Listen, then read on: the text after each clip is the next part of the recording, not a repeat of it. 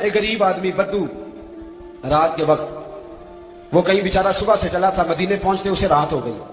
اس نے ڈرتے ہوئے نا خیمہ باہر لگا لیا. جہاں رات ہوئی نا آدھی رات ہو گئی، 1-2 بجے سمجھ لے پہنچا مدینے، تو اس نے باہر نے خیمہ لگا لیا. بیوی اس کی امید سے تھی، بچے کی ولادت کا وقت قریب آ گیا، بیمار ہو گئی، اس نے خیمہ لگایا. بیوی اندر ہے، حضرت عمر فاروق گشت پہ تھے رات کو، ساتھ ایک غلام تھا. حضرت عمر فاروق رضی اللہ تعالیٰ عنہ کہنے لگے وہ آگ جل رہی ہے تھوڑی سی، پتہ کرو کون ہے. تو آپ کا غلام پتہ کرنے گیا تو بدو نے ڈانٹ دیا، کہنے لگے جاؤ تمہیں کیوں بتاؤں. حضرت عمر خود گئے، کہنے لگے مسافر بھائی بتا تو صحیح. کہنے لگا جی چھوڑے، میں آپ کو کیوں بتاؤں، میں کون ہوں، کیسے آیا ہوں. فرمایا خیمے کے اندر سے کراہنے کی آواز آتی، کوئی درد سے چیخ رہا ہے، بتا ہمیں بات کیا ہے. کہنے لگا جی میں فلاں بستی فلاں علاقے کا ایک غریب ہوں، امیر المومنین عمر فاروق سے ملنے آیا ہوں، اور رات ہو گئی ہے تو یہاں خیمہ لگایا ہے، صبح میں ان سے مل کے چلا جاؤں گا. تو رات کو تکلیف دینا پسند نہیں کیا، تو میری بیوی امید سے تھی، اب بچے کی ولادت کا وقت قریب ہے، پاس کوئی نہیں. حضرت عمر کہنے لگے تو ٹھہر میں ابھی آیا. چہرے پہ نقاب، اسے بتایا نہیں میں ہی امیر المومنین. عمر دوڑے گئے، اپنی زوجہ سے کہنے لگے اگر تجھے بہت بڑا اجر مل رہا ہو تو حاصل کرے گی. کیا کروں گی. تو کہنے لگے چل پھر میرے ساتھ، بہت بڑا اجر ہے. ایک دوست کے ہاں ولادت کا وقت ہے، ضرورت کی چیزیں ساتھ لے لو. اس عورت نے تھوڑے دانے لے لیے، گھی لے لیا. حضرت عمر سے کہنے لگی لکڑیاں اکٹھی کر لیں.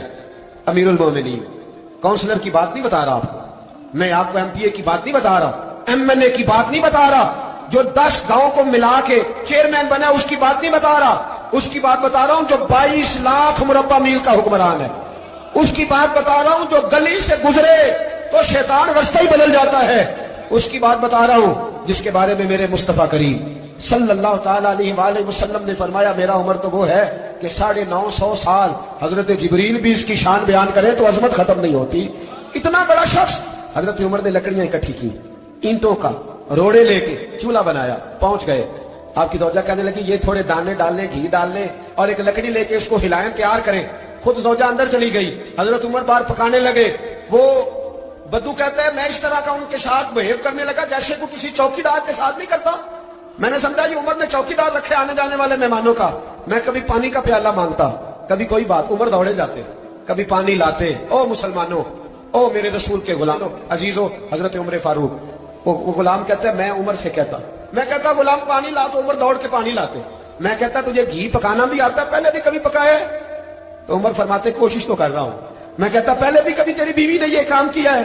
تو حضرت عمر کہنے لگے مجھے یاد نہیں، پوچھ کے بتاؤں گا. کہتے کیا رنگ تھا، کیا انداز تھا، کیا مصطفیٰ کی تربیت تھی، کیا انداز حضور نے سکھائے غلاموں کو. یہ کس طرح کا امیر ہے کہ یہ ہڈیاں پکا رہا ہے، پھونکے مار رہا ہے ایک غریب کے لیے، دیہاتی کے لیے جسے جانتے بھی نہیں. اندر اس شخص کی بیوی کے ہاں بیٹا پیدا ہوا تو حضرت عمر کی بیوی اندر سے بول کے کہنے لگی امیر المومنین مبارک ہو، آپ کے دوست کے ہاں بیٹا پیدا ہوا ہے. جب کہا نا امیر المومنین مبارک ہو تو وہ شخص کہتا ہے میرے ہاتھ کانپنے لگے اور میں اس طرح دوڑا کہ میری پگڑی گر گئی. میں دوڑا تو عمر نے بلایا، کہا کدھر جاتے ہو؟ کہنے لگا آپ امیر المومنین ہیں، آپ امیر المومنین، آپ عمر ہیں. کیسے و کس طرح جس کے نام سے کانپے آپ وہ ہیں، جسے مصطفیٰ نے دعا مانگ کے اللہ سے مانگا وہ والے عمر ہیں آپ، جس کے لیے علی المرتضیٰ فرماتے ہیں میں روز دعا کرتا ہوں وہ والے عمر ہیں، جس کے بارے میں ابو بکر صدیق نے فرمایا تھا کہ میں اللہ سے کہوں گا مولا جو تیرے محبوب کی امت کے حق میں سب سے بہتر تھا میں اسے خلیفہ بنا کے وہ والے عمر ہیں. عمر امیر المومنین کی بیوی وہ تو خاتون اول ہوتی ہے، وہ تو ملکہ ہوتی ہے، اور تیری بیوی دائی بن کر ایک غریب کے بچے کے پاس بیٹھی رہی ہے ولادت کے وقت. عمر امیر المومنین ہو کے تیری داڑھی ساری دھومے سے بھر گئی تو ڈیوٹی کرتا رہا. تو سیدنا عمر رو پڑے اور اس بدو کو سینے سے لگا کے کہنے لگے تجھے پتہ نہیں تو کہاں آیا ہے، اس شہر کا پتہ ہے؟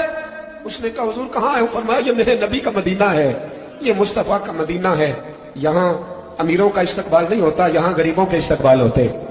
یہاں حضور نے اس اسٹیٹ پہ میرے رسول پاک نے وہ والا رنگ دیا ہے کہ اب غریب سر اٹھا کے جینے لگے ہیں، اب مزدوروں کو عزتیں ملنے لگی ہیں، اب یتیموں نے سر اٹھا لیا ہے کہ ہمارا کوئی سننے والا آ گیا ہے.